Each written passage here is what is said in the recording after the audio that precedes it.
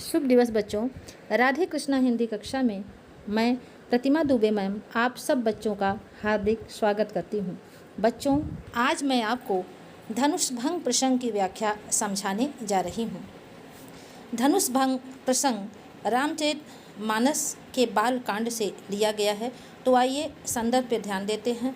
प्रस्तुत काव्य पंक्तियाँ हमारी पाठ्य पुस्तक हिंदी काव्य के धनुष भंग प्रसंग से ली गई हैं। धनुष भंग प्रसंग महाकवि तुलसीदास जी द्वारा रचित रामचरितमानस के बाल कांड से उद्धृत है। अब प्रसंग पे ध्यान दिया जाए तो प्रसंग आपका इस तरह से होगा।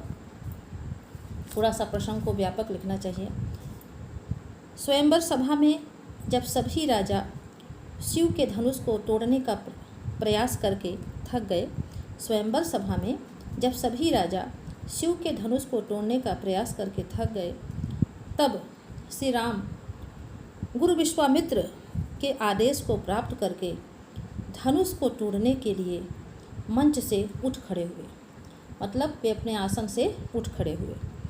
उस समय उनके पूरे शरीर की या उनके पूरे स्वरूप की जो शोभा थी वह बड़ी ही अलौकिक थी। तो उसी समय का वर्णन यहाँ पर कवि ने बड़ी ही सजीवता के साथ किया है। तो इतना आपका प्रसंग होगा। इसके बाद चलिए व्याख्या की तरफ बढ़ते हैं। उदित उदयगिरि मंच पर रघुवर बाल पतंग।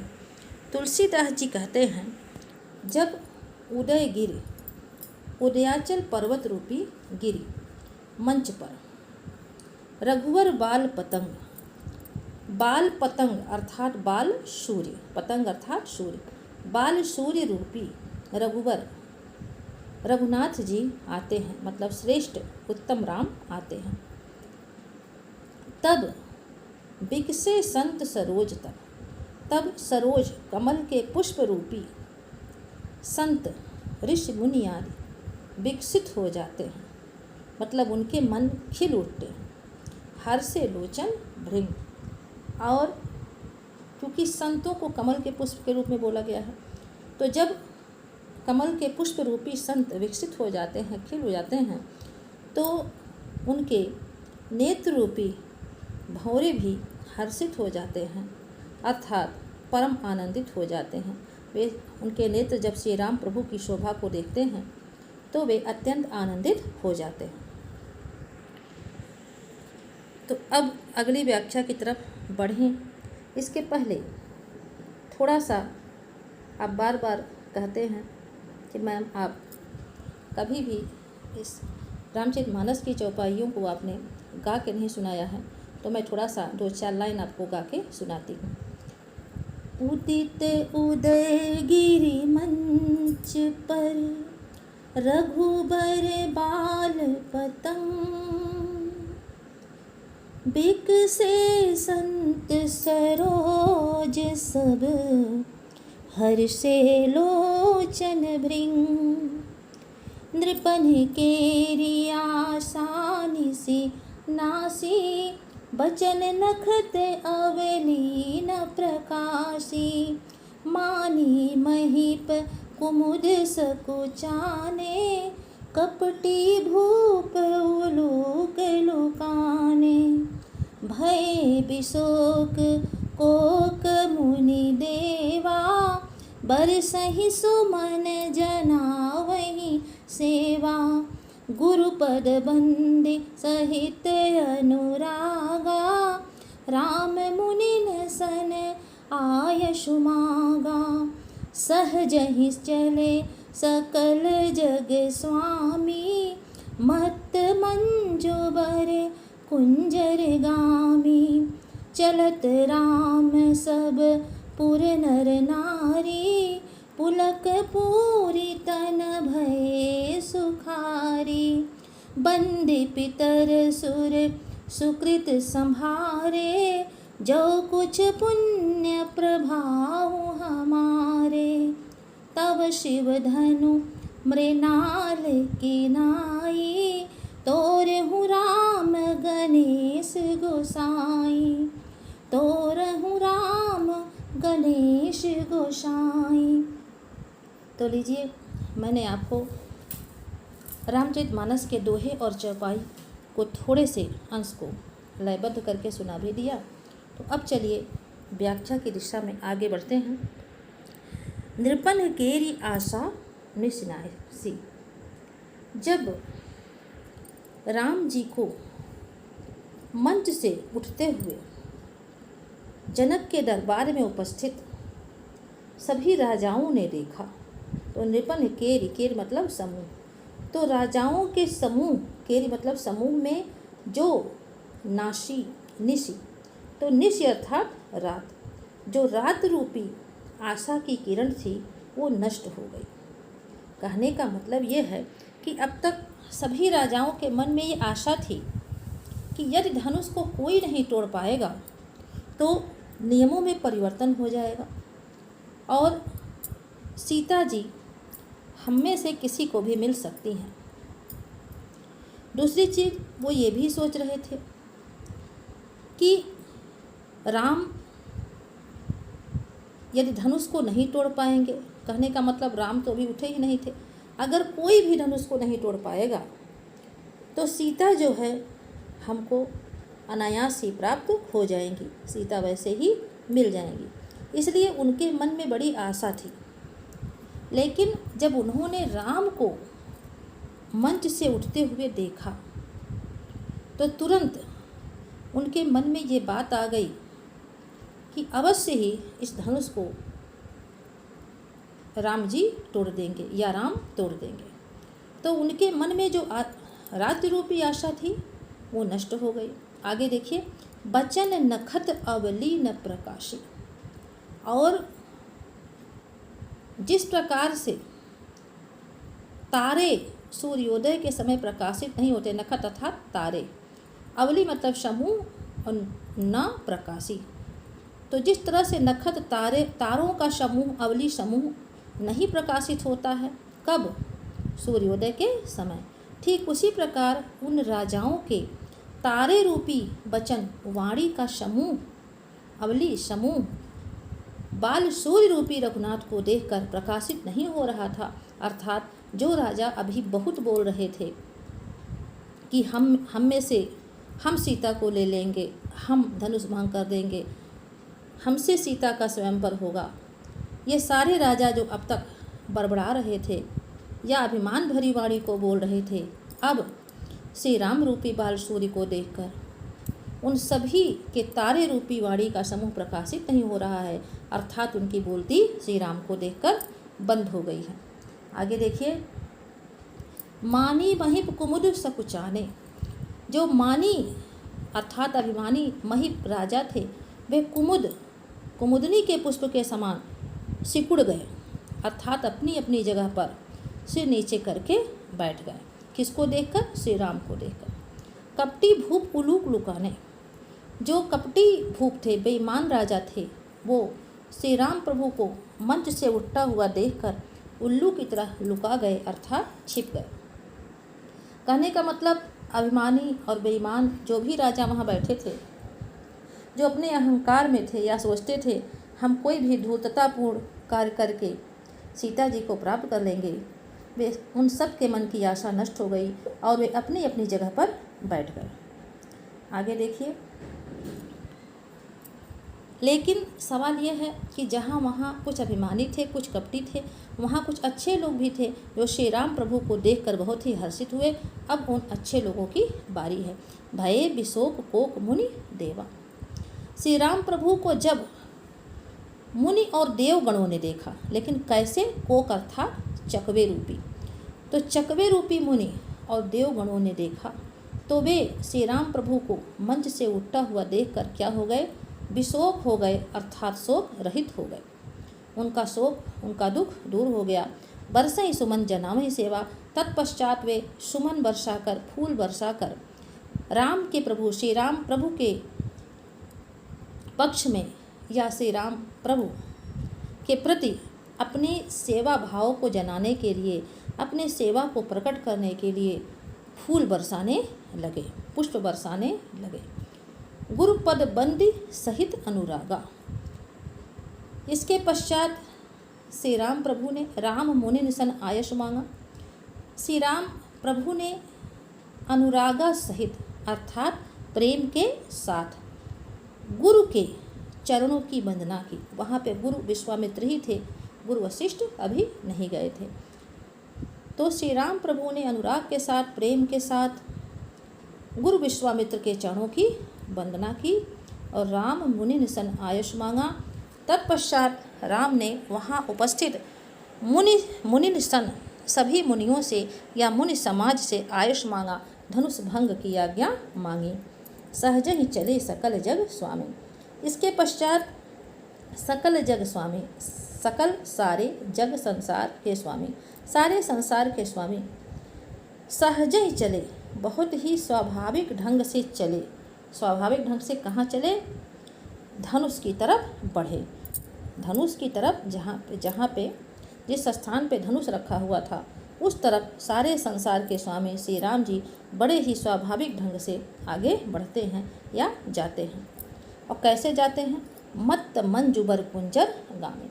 इस प्रकार जाते हैं जैसे कोई मतवाला मंजू सुंदर बर श्रेष्ठ कुंजर हाथी गामी जाता है या चलता है। तो श्री राम प्रभु जो सारे संसार के स्वामी हैं वे बड़े ही स्वाभाविक ढंग से धनुष की तरफ इस प्रकार बढ़ते हैं जैसे कोई मतवाला सुंदर श्रेष्ठ हाथी चलता है। आगे देखिए, चलत राम सब पुर नर नारी। जब राम को धनुष की तरफ जाते हुए सब पुर अर्थात नगर, जनकपुर के सभी नर नारियों ने देखा, सभी स्त्री पुरुषों ने देखा तो पुलक पूरी, तो वे पुलकित हो गए। तो पहले ये होगा तन भये सुखारी, उनका शरीर सुख से भर गया और वे पुलकित हो गए अर्थात परम आनंदित हो गए। बंद पितर सुर सुकृत सम्हारे। तत्पश्चात जनकपुर के सभी नर नारी सुर अर्थात देवताओं की और पितर की वंदना करने लगे। देवताओं की और पूर्वजों की वंदना करने लगे, उनसे प्रार्थना करने लगे और सुकृत सम्हारे और अपने अपने सुकृत अच्छे कर्मों को, सुकृत अच्छा सुंदर कृत सुंदर कर्मों को संभारे याद करने लगे। जो कछ पुण्य प्रभाव हमारे, तव शिव धनु मृणाल की नाई, तोरहु राम गणेश गोसाई। तो वे सभी लोग जो जनकपुर के स्त्री पुरुष थे ना नारी थे, वे अपने अपने पुण्यों का स्मरण करते हुए वहाँ उपस्थित कुछ देवगण थे, उनकी वंदना करने लगे और अपने अपने पूर्वजों की वंदना करने लगे। हालांकि नर नारी देवगणों को देख नहीं रहे थे, वे एक तरह से अदृश्य शक्तियों की वंदना करने लगते हैं। जो कुछ पुण्य प्रभाव हमारे, तत्पश्चात वे कहते हैं तोरहु राम गणेश गोसाई। तो यहाँ से आप शब्द को उठाएंगे गणेश गोसाई। हे गणेश गोसाई, हे हमारे मालिक गोसाई, हे हमारे मालिक स्वामी गणेश जी, जो कुछ पुण्य प्रभाव हमारे, यदि हमारे पुण्य अच्छे कर्मों का प्रभाव हो, कुछ हमारे अच्छे कर्मों का प्रभाव हो या हमारे अच्छे कर्मों का कुछ प्रभाव हो, तो इस शिव के धनुष को मृणाल की नाई, कमल नाल की तरफ राम जी तोड़ दें। अर्थात इस विराट धनुष को राम जी बड़ी ही आसानी के साथ तोड़ दें। आगे देखिए, राम ही प्रेम समेत लख सखिन समीप बोलाए, सीता मातु स्नेह बस बचन कहीं बिलखाए। आगे हम आपको सुनैना जी के बारे में बताते हैं। सुनैना जी जनक की पत्नी थी, जनक की रानी थी। तो रानी सुनैना जब श्री राम प्रभु को देखती हैं तो वे उनके कोमल शरीर को देखकर यह सोचती हैं कि ये अभी बालक हैं, अभी इनकी अवस्था बहुत कम है, ये धनुष को कैसे तोड़ पाएंगे। और तब वे अपनी सखियों से रोते हुए कहती हैं, इसी प्रसंग का यहाँ पे वर्णन है। राम ही प्रेम समेत लख सखिन समीप बुलाए। राम को जब प्रेम के साथ जनक की पत्नी, जनक की रानी देखती हैं, तब वे अपने सखियों को समीप पास बुलाकर मातु स्नेह बस, सीता की जो माता हैं वो स्नेह बस राम के प्रति स्नेह की अधिकता के कारण और सीता के प्रति स्नेह की अधिकता के कारण कि मेरी पुत्री का क्या होगा, यदि ये धनुष को नहीं तोड़ पाएंगे तब क्या होगा, मेरी पुत्री का विवाह ही नहीं होगा। यही सब सोचकर वे वचन कहें बिलखाए। सुनैना जी रोते हुए, बिलखाए बिलखते हुए, रोते हुए अपनी सखियों से कुछ वचन कहती हैं, कुछ बातें कहती हैं। क्या कहती हैं इसका वर्णन आगे है। सखी सब कौतुक देखन हारे, जेऊ कहावत हेतु हमारे। हे सखी, यहाँ जो लोग आए हैं, सखी सब कौतुक देखन हारे, सभी लोग जो यहाँ उपस्थित हैं सब कौतुक देखने के लिए आए हैं, तमाशा देखने, कौतुक अर्थात तमाशा, खेल तमाशा देखने के लिए आए हैं। जेऊ कहावत हेतु हमारे, जेऊ मतलब जो, कहावत मतलब कहलाते हैं, हेतु हितैषी, हमारे मतलब हमारे। तो जो लोग भी हमारे हितैषी कहलाते हैं, जो इस दरबार में उपस्थित हैं हमारे हितैषी कहलाते हैं, वे सब वास्तव में यहाँ पर खेल तमाशा देखने के लिए आए हैं। क्योंकि जब राम धनुष को नहीं तोड़ पाएंगे तो आगे मेरी पुत्री का विवाह नहीं होगा। ऐसी स्थिति में केवल खेल तमाशा होगा, उपहास ही होगा। को न बुझाई कहीं गुर पाही, ए बालक असी हठ भल नाही। को न बुझाए, इस दरबार में उपस्थित कोई भी लोग बुझाई अर्थात समझाते हैं। गुरु विश्वामित्र के पास, पाही मतलब नज़दीक जाकर, पास जाकर। ये बालक, ये अभी बालक हैं, असी ऐसी जिद, हठ जिद भली नाही, उचित नहीं है।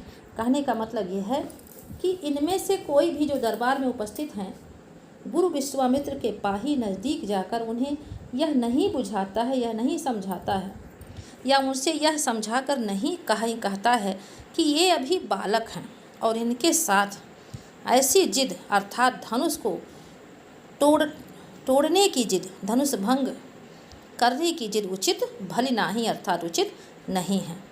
रावण बाण छुआ नहीं चापा, हारे सकल भूप कर दापा। जिस बाण को नहीं, जिस चापा, जिस धनुष को रावण और बाण अर्थात बाणासुर जैसे राक्षसों ने छुआ तक नहीं, बाण अर्थात बाणासुर, रावण आप जान ही रहे हैं, छुआ नहीं चापा, चापा अर्थात धनुष, जिस धनुष को रावण और बाणासुर जैसे राक्षसों ने स्पर्श तक नहीं किया, और हारे सकल भूप कर दापा, हारे हार गए सकल सारे, भूप राजा, दापा गर्व या घमंड, और जिस धनुष के आगे सभी राजाओं के दापा, दर्प या घमंड हार गए, सभी राजा जिस धनुष के आगे पराजित हो गए। सो धनु राजकुंवर कर देही, उस धनुष को इन राजकुमारों के इस राजकुमार के हाथ में कर देही, देना उचित नहीं है। बाल मराल की मंदर लेही, कहीं बाल मराल अर्थात हंस, बाल अर्थात छोटा हंस या हंस का छोटा सा बच्चा, मंदर लेही, मंदर अर्थात मंदराचल पर्वत, मंदराचल पर्वत को ले सकता है अर्थात उठा सकता है। कहने का मतलब कि यहाँ पे बाल मराल राम को वे मान रही हैं और मंदराचल पर्वत शिव के धनुष को माना जा रहा। भूप शयानप सकल सिरानी, अंत में रानी कहती हैं, सीता जी की माता जी कहती हैं कि भूप शयानप सकल सिरानी, राजा जनक को मैं बहुत समझदार समझती हूँ, लेकिन शयानप सकल पूरी सिरानी नष्ट हो गई है। ऐसा लगता है कि राजा की भी सारी चतुराई, सयानापन सिरा गई है अर्थात नष्ट हो गई है, क्योंकि उन्होंने इतना कठोर व्रत ले लिया। सखी विधि गति कछु जात न जाने, हे सखी, विधाता की गति को कोई जान नहीं सकता कि वे आगे क्या करने वाले हैं। बोली चतुर सखी मृदुबानी, इसके पश्चात सुनैना जी को समझाते हुए उनकी एक चतुर सखी मृदुबानी कोमल बाड़ी में बोलती है। क्या बोलती है? तेजवंत लघुगणीय न रानी। हे रानी, तेजवान व्यक्ति यदि लघु हो, छोटे शरीर का हो, तो गणीय उसकी गणना नहीं करनी चाहिए। कह कुंभज कह सिंधु अपारा। क्योंकि प्राचीन काल में कुंभ से उत्पन्न हुए, घड़े से उत्पन्न हुए कुंभज ऋषि अर्थात अगस्त ऋषि छोटे शरीर वाले ही थे, लेकिन उन्होंने अपार सिंधु को, विशाल काय सिंधु की जलराशि को सोख लिया और सुजस और अपने सुंदर यश को सकल पूरे संसार में फैलाया, या जिसके कारण उनका सुंदर यश पूरे संसार में फैला। रवि मंडल देखत लघु लागा। रवि का, सूर्य का जो गोलाकार स्वरूप है या उसका जो घेरा है, वह देखने में बहुत छोटा लगता है, लघु लगता है। लेकिन जब यही छोटे आकार का सूर्य, जो देखने में बहुत छोटा लगता है, यही सूर्य जब उदित होता है, ताशु जब उदित होता है, या इसी छोटे सूर्य के उदित होने से त्रिभुवन, तीनों लोकों का तम अंधकार भाग जाता है। ताशु, उसी सूर्य के उदित होने से तीनों लोकों का अंधकार भाग जाता है। तो आइए आगे बढ़ते हैं। मंत्र परम लघु जासु बस, विधि हरिहर सुर सर्व। महामत्त गजराज कहु, बस कर अंकुश खर्व। हे रानी, ओंकार का जो ओम मंत्र होता है वह परम लघु, परम छोटा होता है, लेकिन जासु बस, लेकिन जो इसे भजता है, जो इसे जपता है, जास उसके वश में, विधि ब्रह्मा, हरि विष्णु, हर महादेव और सुर सर्व, सुर देवता और सर्व मतलब सभी देवता उसके वश में हो जाते हैं। महामत्त गजराज कहु, बस कर अंकुश खर्व। ठीक इसी प्रकार से महामत्त, विशाल काय मत वाले हाथी, गजराज हाथी को बस में करता है महावत, किससे? अंकुश नामक खर्व अर्थात छोटे, लघु। तो छोटे अंकुश नामक यंत्र की सहायता से महावत, विशाल काय मत वाले हाथी को अपने वश में कर लेता है।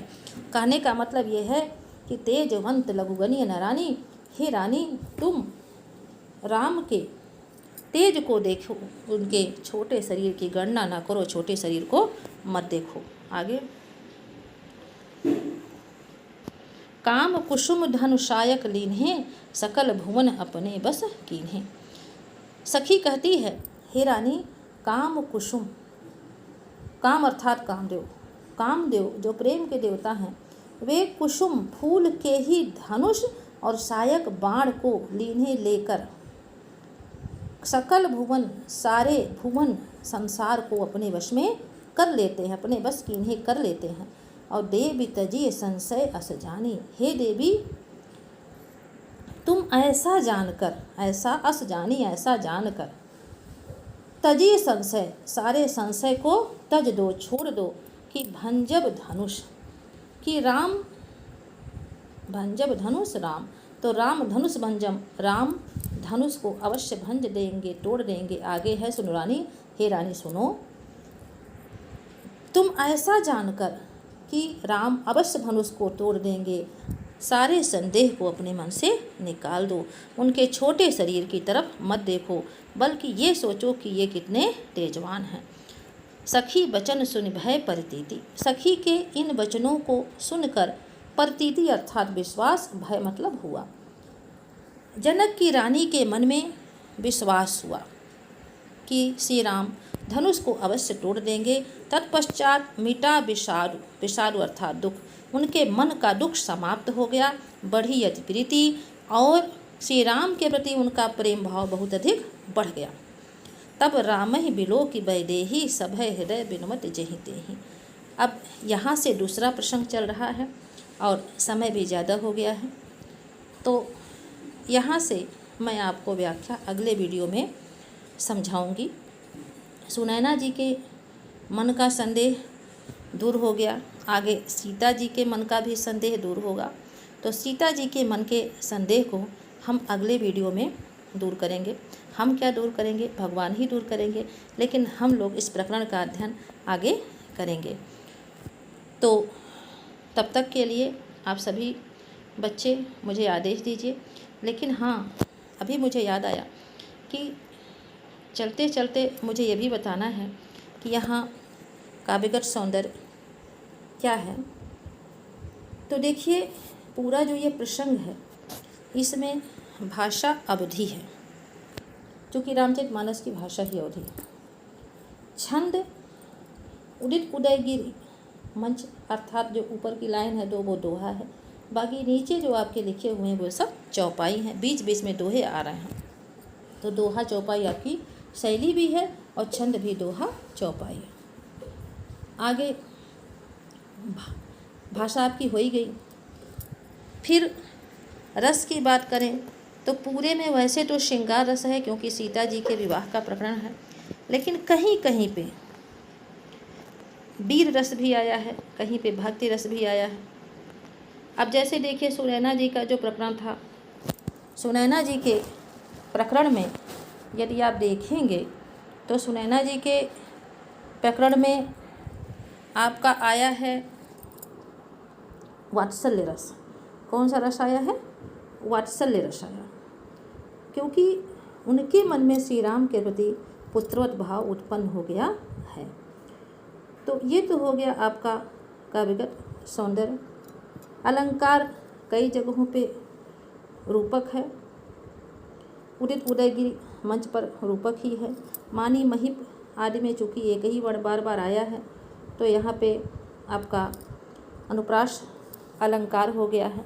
और जहाँ पे एक ही वर्ण दो बार आए हैं वहाँ पे अनुप्रास है, लेकिन जहाँ पे एक शब्द दो बार आया है केवल आवृत्ति के लिए, वहाँ पे आपका पुनरुक्ति प्रकाश अलंकार है। गुण की बात करें तो माधुर्य गुण है। आगे हम विस्तृत रूप से काव्यगत सौंदर्य की चर्चा करेंगे। तब तक आप सब बच्चों से मैं विदा लेती हूँ।